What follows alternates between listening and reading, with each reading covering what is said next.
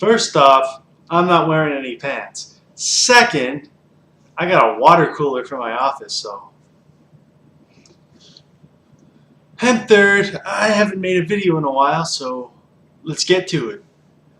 This is kind of unscripted, so I'm just going to talk about stuff that happened recently and, whatever interests me, what I've been doing, that sort of thing. Alright, first off, the Royal Rumble, dug it. There was some shitty shit. There was some thrown together Raw like stuff. There was a Divas match that was, by Divas standards, a 5-star match, but really, I don't know, pretty much an average match. And we had Kane versus Cena. Sorry, I threw up, almost literally, but during that match. Oh God, I heard it was like 13 minutes. I literally thought that match was 25 minutes. It was that excruciating. It made Triple H versus Undertaker good. Yeah, I didn't like that match, in case you wanted to know. I don't know. A spot fest going in slow motion? It's just as bad as one going fast. Actually, it's worse. Sorry, Undertaker, Triple H. You guys just should retire. Alright, anyway, I'm getting way off topic. Let's get on some good matches. Daniel Bryan, Mark Henry, Big Show. Henry was injured. If he hadn't been, this match would have been easy, like 3.75 stars. I said about 3.25. If you want to star rate it. Big Show, he's all right when he's with Daniel Bryan. He's freaking good. So, yeah, can't go wrong there. Then we had the Rumble match itself. Punk versus Ziggler, which was very well done, and I don't know, the false finishes and all the Johnny Ace stuff. It didn't really need to happen. It didn't. The thing the next night on Raw could have just as easily been set up without John Laurinaitis having to be involved in the match. I don't know why he was. I guess because Dolph Ziggler needed to, be pinned 4 times basically, which I don't know. I'm not one of those guys like, oh, make Ziggler look weak. No, he's the kind of heel where it doesn't really make him look weak. He lost to the biggest name in the company right now. I mean, he might not pull in the most money, but he's like obviously the face. It's pretty clear right now. And Cena isn't, until WrestleMania. Yeah, really good match. I'd give it about 4 stars. I thought it wasn't quite as good as Ziggler versus Edge from the year before, but it was, yeah, it was still really good. And without all the bullshit, it would have probably been a lot better, if I'm honest. Okay, then we had our main event, the 2012 Royal Rumble match, and it was pretty good. Larry David there. Cody Rhodes was the star of the match in my humble opinion. I don't know, it's kind of humble. I'm as humble as an egomaniac can get.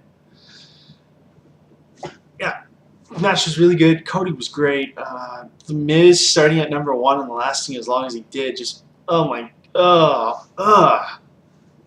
would say about 45–50% of the match, Miz was resting outside of the ring or under the ropes, and he didn't add anything. Like, if he would have went as long as Rey Mysterio or even Cody Rhodes, like, if he would have went at the pace they went, if he would have went at the pace that Cody Rhodes went this year, or even half the pace that Rey Mysterio went in 2006, he'd have been gassed by the 15th entrant, and whatever. Miz is all right, but I don't have time for him. I mean, Punk's right about his face, by the way. His facials, I mean,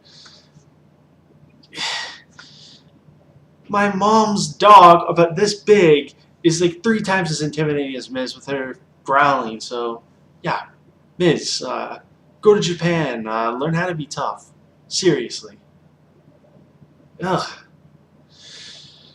Okay. The match, yeah, other than that, Mick Foley was a nice surprise. He wasn't a surprise, but I don't know, my friends didn't know for whatever reason that he was going to be in the match until I told them, and they were pretty excited. Sock versus Snake. The Sock and Snake connection. Santino and Foley.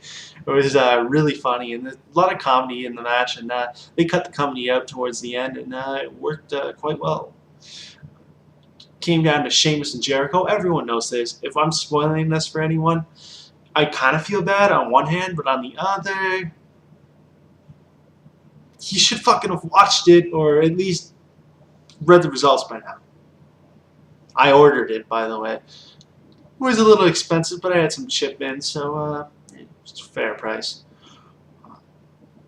Yeah, Elimination Chamber is looking good, and yeah, it came down to Sheamus versus Jericho. I was getting at that. I get off track a little bit. I'm aware of it. I go with what's fun, funny, whatever. Yeah, the Jericho and Sheamus had about what, like probably 5 to 10 minutes, probably a little more than 5, but excellent false finishes, good finish. Sheamus deserves it. Sheamus won, and it's good, especially for people like me who thought Jericho would win her. Yeah, Arto O'Cal's idea with Jericho coming out after the 29 and 28 or whatever, after the last two guys in the ring eliminate each other, and Jericho comes out like 30 and then wins by doing nothing. I mean, that would have been great, but at the same time, we need to make new stars. Sheamus is over. He's got a chance of being like that, you know, upper tier guy. So does Wade Barrett, who actually has like a lot of fan support and can become like a Randy Orton or even a John Cena level. I mean, I easily see Sheamus becoming like a Randy Orton level star, and I like that. And yeah, what I forgot to mention was Bryan's performance. I kind of touched on it, but Daniel Bryan is, if you have a Fave 5 and he's not number 1 on your Fave 5, either it's because he plays such an asshole you actually hate him, or you just don't fucking pay attention. He's the best in the world right now, in WWE, I should say. In the ring, he hasn't been Sekimoto, because Sekimoto is, yeah, I would say Sekimoto is the best pure wrestler, but right now, like in the ring, what he's doing, and Daniel Bryan is the best wrestler up here. Smartest wrestler in the world. He's starting to pull out that Nick Bockwinkel. Some people say Jericho stuff.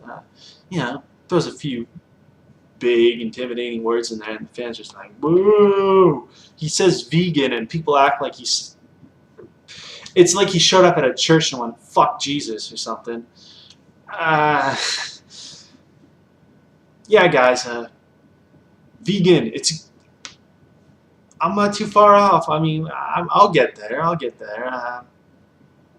Hey, I still like chicken. I like poultry, so.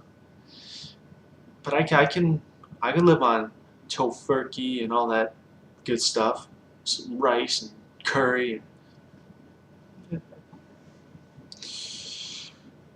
Okay, so yeah, the Rumble was pretty good. It was pretty sweet. It could have been better for sure. The two thrown together matches and the McIntyre getting squashed. Like, should have put the Funkasaurus in the Rumble. You have him, say Regal comes out and causes him to be eliminated or whatever, and then you have him and Regal feud at WrestleMania because, I mean, they had Regal interact with him twice, but it's not going to turn into anything? Come on. Come on. And speaking of Regal, if he doesn't get a match at WrestleMania, oh man, I'm probably still going to get the show because I will get the show if Punk and Bryan are main eventing. I don't care. I mean, I will get it, and then Cena and Rock's a bonus. But if Regal doesn't get a match, that's some bullshit. You can give him a guy like Brodus Clay. Who is Brodus gonna face that's better than Regal? Who's gonna do the job? No one. No one's better than Regal. He's the best in the world. That's the real best in the world. He just doesn't get to show it. If William Regal sees this, Steven Regal, whatever, I don't know, kayfabe. You're the best. I actually believe that. Okay, yeah, anything else? Let's see, college. I'm doing some college certificate program, you know. Uh, yeah, life's good right now. College is pretty sweet. Hate Photoshop. Hate Photoshop. I like editing. I never edited before. I'm not including this video, but you know, I'll start doing it, you know, when I feel like it. I prefer shooting. Okay, so this is pretty much the end of the video. I'm waiting for some good wrestling. I'm waiting for Pro Wrestling Noah to stop disappointing me. Yeah, right. They'll be dead before that. Yeah, that's it, I guess. Let's see. Yeah, Sekimoto, like I said, doing great. He had like, what was it, in 3 days? He had like 4 great matches. He wrestled like twice in one day in 2 different companies. And the guy's a beast.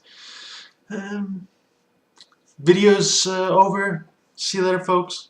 Go home, or you're probably already home. That didn't really make sense. It just sounded good. I will be doing a stand-up special in my hometown of Belleville, Ontario, at the Studio, 318 Front Street. That's downtown for all you hip kids. You already know that because it's downtown.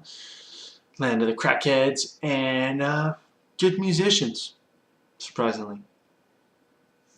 Alright, keep enjoying life. See my stand-up show, and if you can't make it, I will try to post it on YouTube.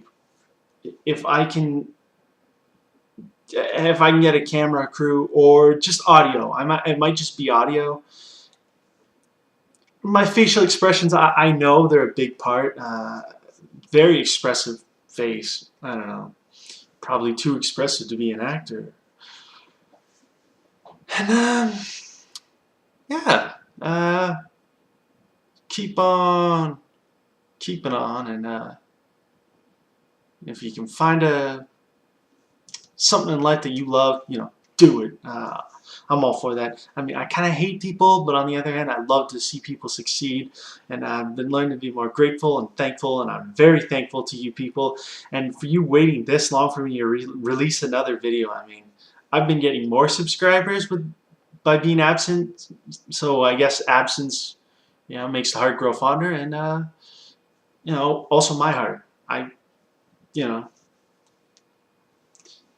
Thanks for subscribing, and you do send me requests. I'm not a huge fan of fantasy booking, and a lot of people like that, but if you can, just a great idea, you want me to talk about something or even do something, I'm open. I probably won't do stand-up on here because it's not the same without the audience and the awkwardness. So it would just be too comfortable. I'd be like, oh, I'm so relaxed here. I'm going to tell some jokes, and then it'll come off all...